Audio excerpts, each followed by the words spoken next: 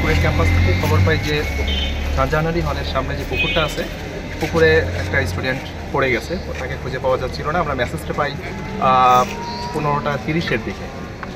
এখানকার অথরিটির মাধ্যমে খবরটা পাই। খবর পাওয়ার পরে এখানে চলে আসি। আমরা আমাদের যত দ্রুত সম্ভব এসে 15:45-এ আমরা আমাদের অপারেশন শুরু করি। অপারেশন শুরু করার সাথে সাথেই মানে ওই দিন 3 মিনিটের ভিতরেই আমরা ভিকটিমকে রেস্কিউ করে এখানকার অথরিটি যারা আছে তাদের কাছে হ্যান্ডওভার করি। হ্যান্ডওভার করার পরে তিনারা খুলনা মেডিকেলে নিয়ে গেছেন। এখন ওনাদের প্রসিডিউর কন্টিনিউ করতেছেন।